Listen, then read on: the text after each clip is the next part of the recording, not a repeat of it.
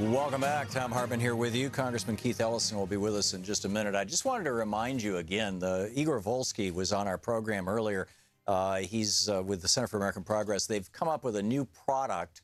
Product is the wrong word. A new tool that you can use. It's the Trump Care Toolkit. The website is trumpcaretoolkit.org. And you can click on... You know, they identified 14 senators who would have reasons to be opposed to Trump care. Shelley Moore Capito in West Virginia. You know, she may object to the loss of coverage for 122,800 West Virginians. And, you know, possibly, we don't know her position. I don't know her position on Planned Parenthood. But Lisa Murkowski, 62,500 Alaskans are going to lose their health coverage under this legislation. Senator Dean Heller of Nevada, 138,100 Nevadans are going to lose their coverage. And so you can just click on their name and it'll just generate a tweet automatically for you. Or you can click on the phone icon and it'll call directly to their office. Senator Dan Sullivan of Alaska. Well, that's interesting. You know, 62,000 Alaskans. Senator Jeff Flake of Arizona, 465,000 Arizonans will lose their coverage under Trump care. Susan Collins of Maine, 116,000 Mainers will lose their coverage. Senator Bill Cassidy of Louisiana. These are all Republican senators who all may be swayable. Senator Bill, and if you hear me calling any of them out, you can call the switchboard for the Senate is 202-224-3121, and you know, call your senator. Senator Bill Cassidy of Louisiana, the 343,000 Louisianans will lose their health care coverage under Trump care. Senator Bob Corker, Tennessee, 637,000 Tennesseans will lose their coverage. Senator Rob Portman of Ohio, 539,700 Ohioans will lose their coverage under Trump care. Senator Cory Gardner of Colorado, 271,000 Coloradans will lose their health care. Senator Richard Shelby of Alabama, 483,000 Alabamans will lose their health care. Alabamians, I guess it is? Yeah. Senator Luther Strange of Alabama, 435,000 Alabamians. Senator Pat Toomey of Pennsylvania, 770,000 Pennsylvanians will lose health care under Trump care. And Senator Lamar Alexander of Tennessee, 637,000 Tennesseans will lose their health care. So if you go to trumpcaretoolkit.org, you can I did this morning, and you look at my timeline, you'll see all these tweets to every single one of these people that I just called out their names. I tweeted to every one of them, and you can too. You don't have to retweet my tweets. You can create your own. And you can also call these senators if they happen to be in your district. So anyhow, that's top of my list of really cool stuff that's going on. They created this really, really nice, very convenient tool for you to use.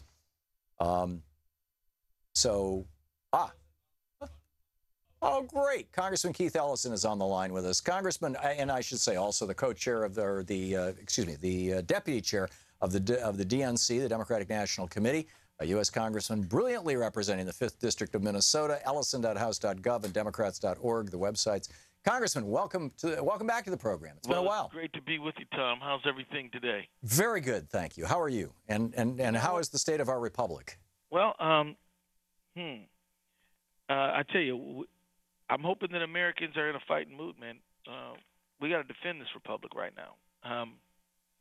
Whether you say it's you talk about just the government alone, we have this head of state attacking freedom of the press, undermining the judiciary, cutting agencies that help people like the EPA and Labor Department. We have a president who serially and lies. I mean, the most recent one is, I never really had no tapes. Right. You know, I mean, so the state of the republic, I'd say that we are in an incipient period we're in the beginning of what could slide into tyranny, honestly. Well, Jimmy Carter on this program a year ago said, you know, we're no longer a democracy. We are now an oligarchy featuring unlimited political bribery. Yeah, and then you add, and so we saw the expansion of the surveillance state under Bush and Obama. There was some sense that those leaders had some sense of the rule of law, or had a sense of the rule of law. This one doesn't. What would they do with bulk collection? What would they do, with the ability to spy on anyone, anywhere? Yeah. I mean, that's just the government. On the financial side, on the economic side, growing concentration of economic power in fewer and fewer hands. It looks like Amazon wants to pick up Whole Foods now. They can basically run everybody else out of the food business. You have the internet companies charging us 4 times what it costs to get on the internet in Europe because there's only 4 of them. They don't even have to have a meeting to set prices. Right. They just sort of just see what else the other guy's doing and do that. Yeah, the airlines do it too. Airlines add them to the list, and the financial services industry is deeply concentrated and charging monopoly and oligopolistic pricing. So the Democratic Party, we've had, Right. 4 painful losses. We can debate as Greg Pallas says, voter suppression is playing Sure, a big he's role right in these about that, things. I think. We can talk about that, and we should. But there's also the critique that the Democratic Party in general does not have a simple bumper sticker message. You say Republicans, people go, God, guns, or small government and lower taxes or whatever. I mean, their brand is, even though I think it's a disingenuous branding, I don't think it accurately reflects the Republican Party. I think the actual Republican Party is billionaires above everything else. Right. But nonetheless, their brand is well known. The Democratic brand is not so easily defined, at least, boiling it down to a couple of bumper stickers. How are you? I mean, you and Tom Perez are basically running the Democratic Party. What are your plans? First of all, do you agree with my analysis? And if not, please, feel free to disagree with me. And secondly, what do you do with this? Well, we do need to tighten our brand, but I think that most people know that the Democratic Party is the party of the working people of America, and it's the party of respect for all. So we are the party. We are the party of Roosevelt. We are the party of that said that the economy needs to work for everybody, not just the billionaires and the millionaires.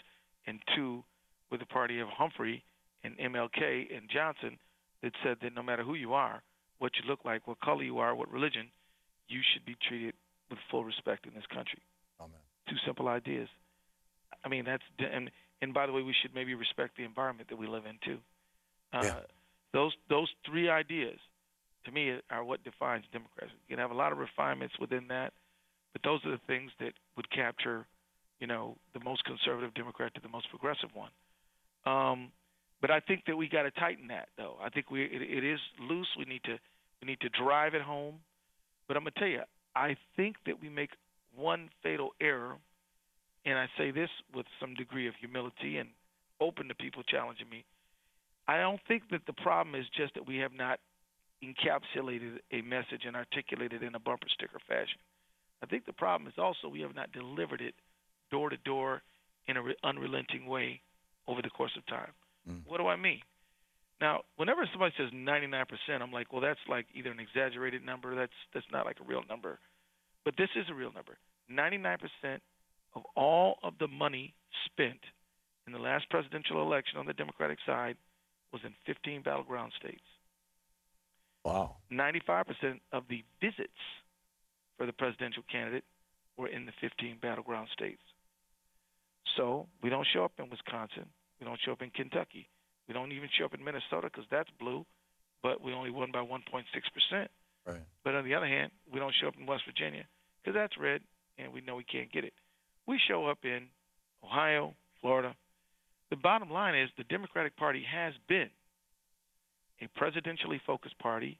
We need to go to be every single seat from dog catcher to Senate and everything in between party. We have been a battleground state party. We need to be a coast to coast and everything in between. Every freaking precinct, we need to be having program and engagement and organizing. And then we've been an every 4 years party. And so that's why we take a bath in the midterms, and that's why Republicans have done so well at even local races, even city council races and school boards, which ought to be our bread and butter. Yeah. Because we put all our markers on the table for the presidency. So we got to move from presidency to every race, to battleground to every state and every county, to every 4 years to every year. And we got to also do one more thing. We got to go from television to the grassroots and direct personal engagement. Yeah. All those things sound like moving from top down to bottom up. Yeah, man. That's what's up. Yeah. And some people aren't going to like it because, there are many mansions in the Virginia, Maryland area that are made based on somebody charging Democrats exorbitant rates for consulting services for television ads. Some people are not going to like the change. But see, here's the thing: we do, to a certain extent, have a tail wagging the dog. The consultant industry, I think. Now, look, there's some great consultants, and I want to honor them. But there is another group that's like, look, we might lose all the time, and they have lost all the time, and yet they come back all the time with a big price.